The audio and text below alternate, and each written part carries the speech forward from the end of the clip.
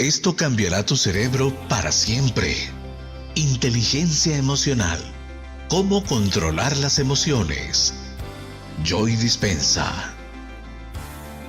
Tenemos 3 cerebros que nos permiten pasar de pensar a hacer y hacer. Cada cerebro es una biocomputadora individual con su propia anatomía y sus propios circuitos, su propia fisiología y química, e incluso tienen su propia historia, así como su propio sentido del tiempo y del espacio. El primer cerebro es el neocórtex. Es el cerebro más nuevo en la evolución. Es una estructura en forma de nuez que se asienta en el exterior con todos sus pliegues y valles. Es el más nuevo, el más evolucionado y altamente especializado en los seres humanos. Justo debajo del neocórtex está lo que se llama el cerebro límbico, el cual es el cerebro químico, el cerebro emocional o el cerebro de mamífero.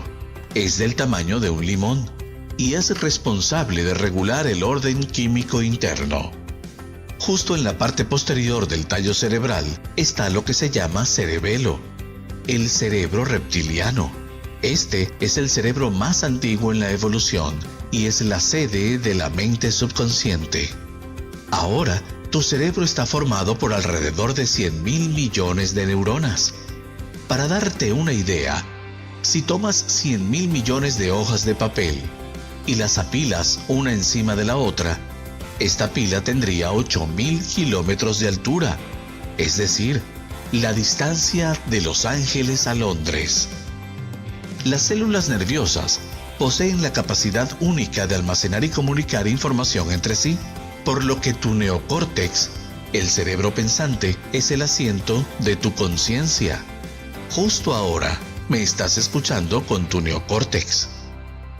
Lo que le encanta hacer al neocórtex es recopilar información. Y cada vez que aprendes algo nuevo, generas una nueva conexión sináptica en tu cerebro pensante. Eso es lo que significa aprender, forjar nuevas conexiones. Y cada vez que aprendes algo nuevo, tu cerebro cambia físicamente.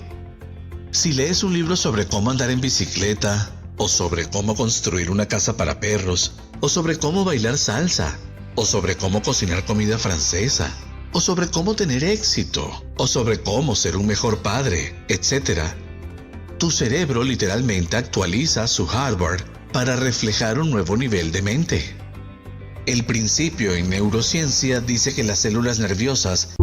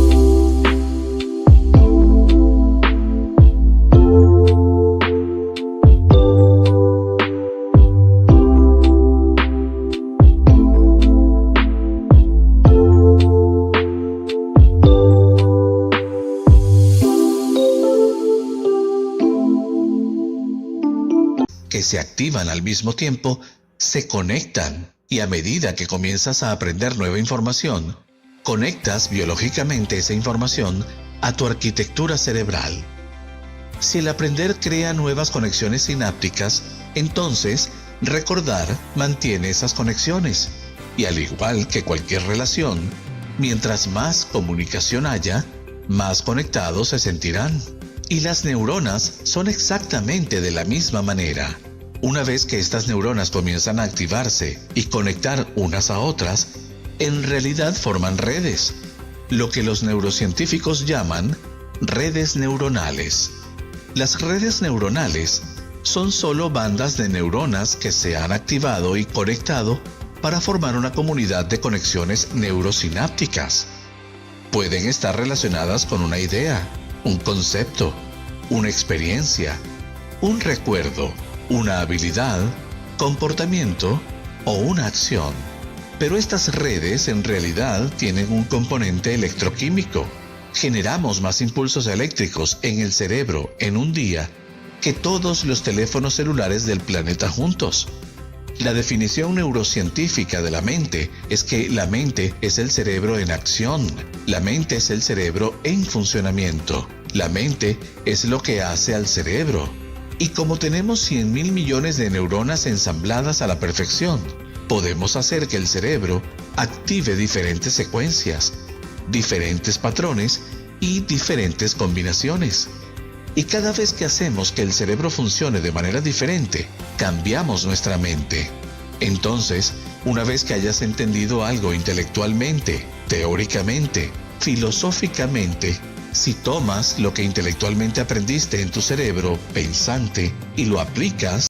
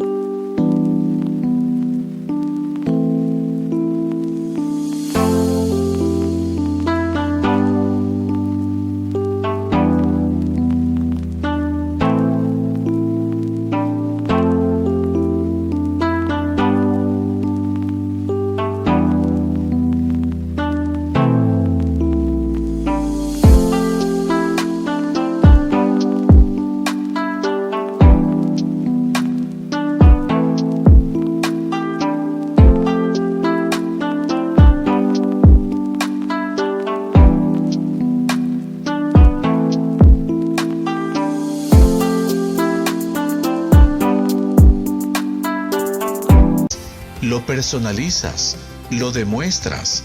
Significa que tendrás que modificar tu comportamiento de alguna manera, y si cambias tus acciones y haces algo de manera diferente, tendrás una nueva experiencia. Cuando estés en medio de una experiencia, todo lo que ves, hueles, saboreas, sientes y escuchas es información vital que tus 5 sentidos recolectan del entorno. Cuando comienzas a procesar toda esta información y la mandas rápidamente a tu cerebro, las neuronas empiezan a organizarse en patrones, y en el momento en el que esas neuronas encajan en su lugar, el cerebro libera una sustancia química, y esa sustancia química se le conoce como un sentimiento o una emoción.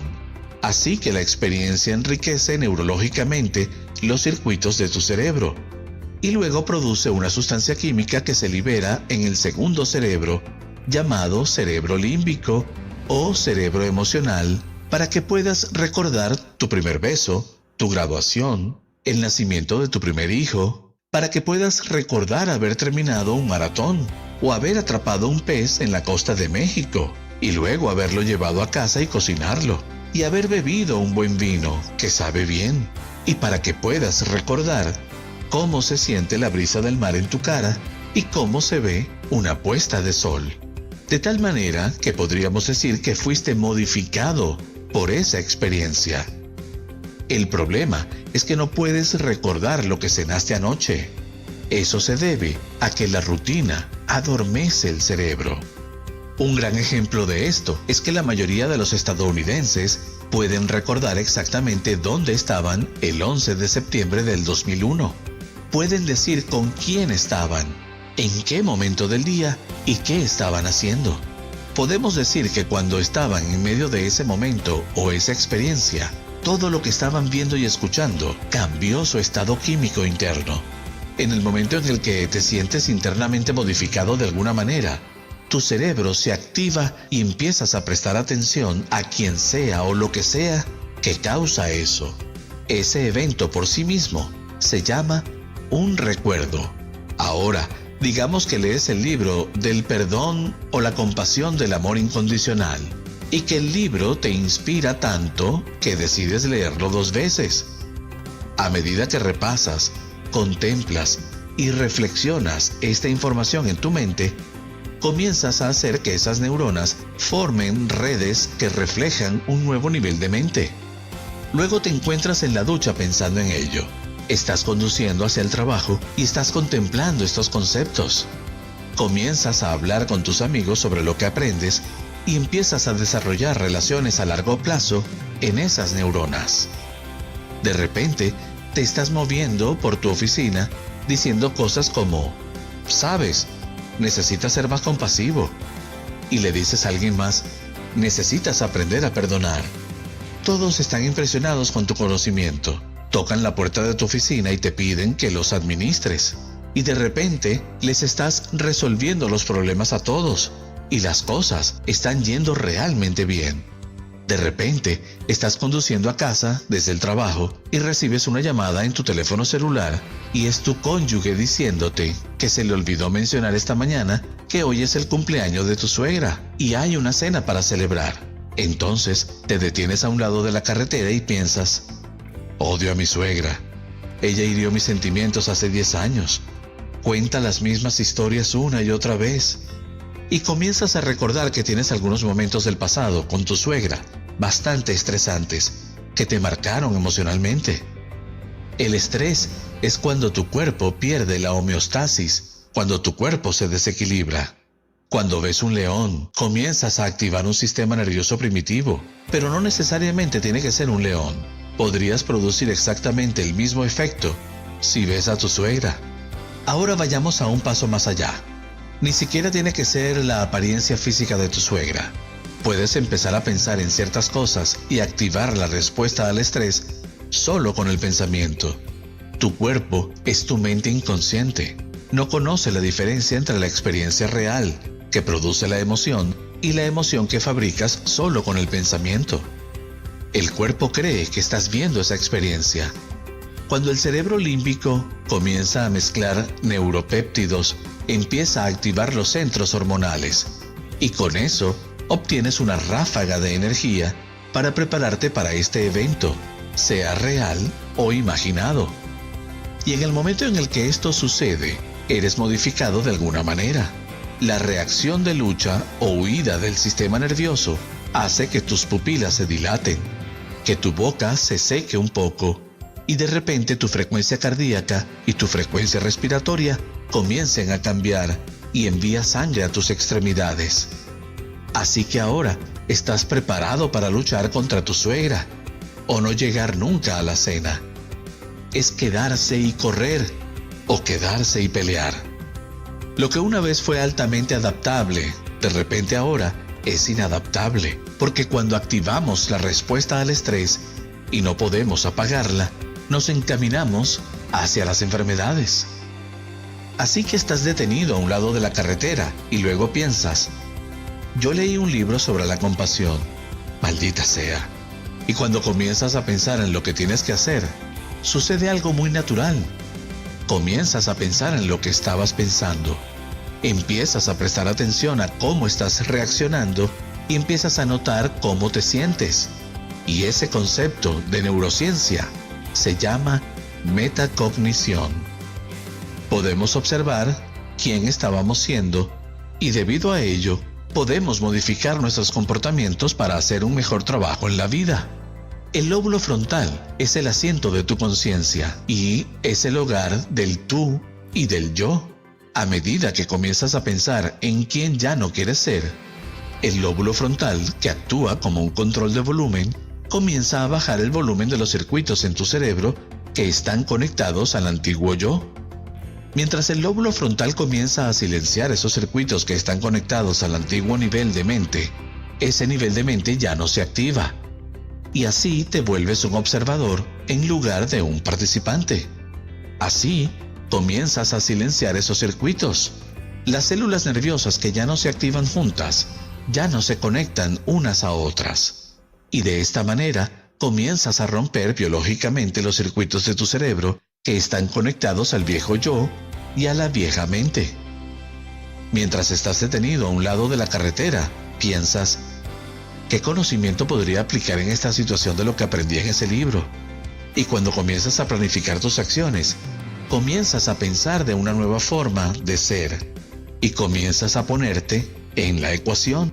Tu cerebro naturalmente comenzará a activar nuevas secuencias y nuevos patrones y nuevas combinaciones.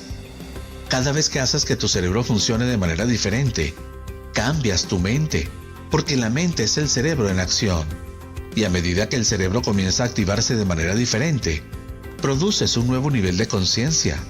Las células nerviosas que se activan al mismo tiempo se conectarán.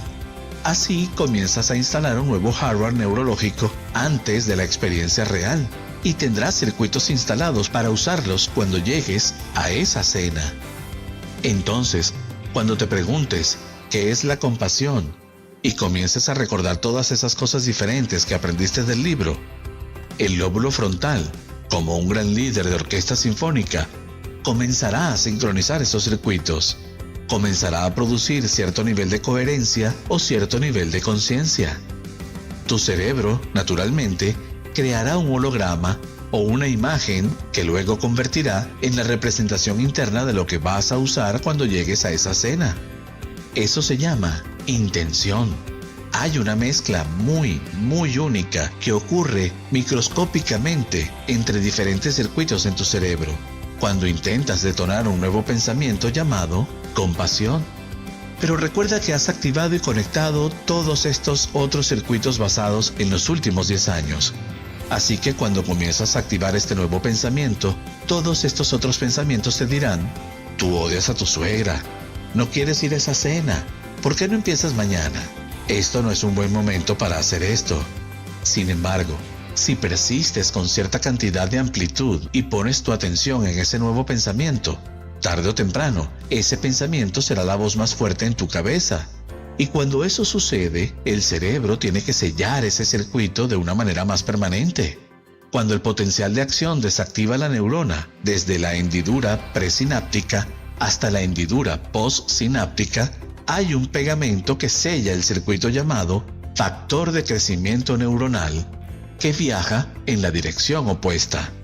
Pero solo hay una cierta cantidad de ese factor de crecimiento neuronal para circular. Así que comienza a robar el pegamento de los circuitos vecinos. Y cuando eso sucede, se va tu recuerdo de tu suegra hiriendo tus sentimientos hace 10 años. Se va la idea de que la odias. Se va la impaciencia. Se va la intolerancia. Y ahora, la única señal que viaja en esa neurona es la compasión. Cada lugar donde una neurona se conecta con otra neurona es un recuerdo. Cuando esto sucede, comienzas a podar biológicamente y neurológicamente los viejos recuerdos del viejo yo. Y esta es la ciencia de cambiar tu mente. Si quieres ver cómo se ve eso en tiempo real, desengánchate del viejo yo y reconéctate al nuevo yo. Puede suceder en solo unos minutos. Ahora, de regreso a la carretera, haces un giro en U, te diriges a la cena, te recuerdas a ti mismo quién ya no quieres ser. Silencias esos circuitos en el cerebro. Comienzas a pensar de quién en realidad quieres ser, basado en el conocimiento que has aprendido. Preparas a tu cerebro antes de la experiencia real. Llegas a la cena y haces que tus comportamientos coincidan con tus intenciones, que tus acciones sean iguales a tus pensamientos. Haces que tu mente y tu cuerpo trabajen juntos. Haces exactamente lo que dice el libro. En el momento en el que eso sucede, de repente, sientes compasión.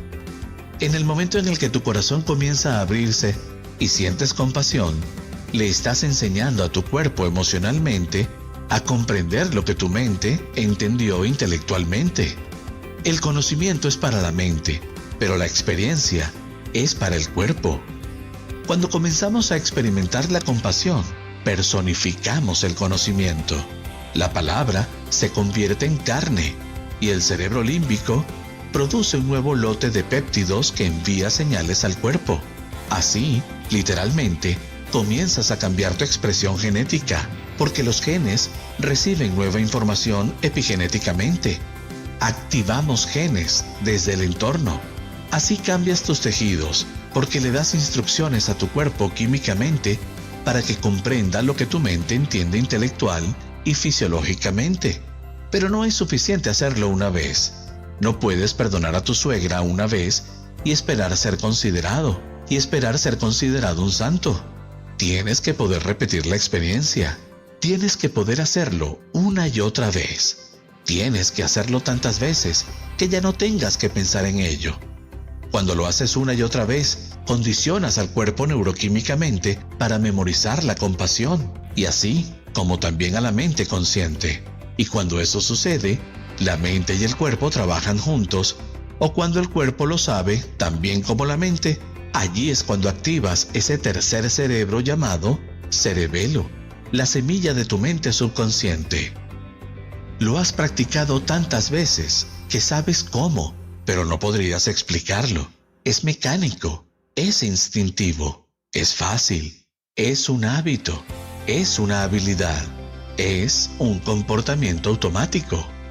Cuando llegas a ese nivel de memorización de un orden químico interno, un nivel tan innato en ti que es quien eres, cuando llegas a ese punto del que ninguna persona, ninguna cosa, ninguna experiencia puede sacarte, ya que has mantenido un nivel de coherencia, estarás en un estado de ser. Entonces, la forma en la que transformamos el mundo es transformándonos a nosotros mismos. Y cuando estamos en ese estado de ser, le damos permiso a la gente para hacer lo mismo.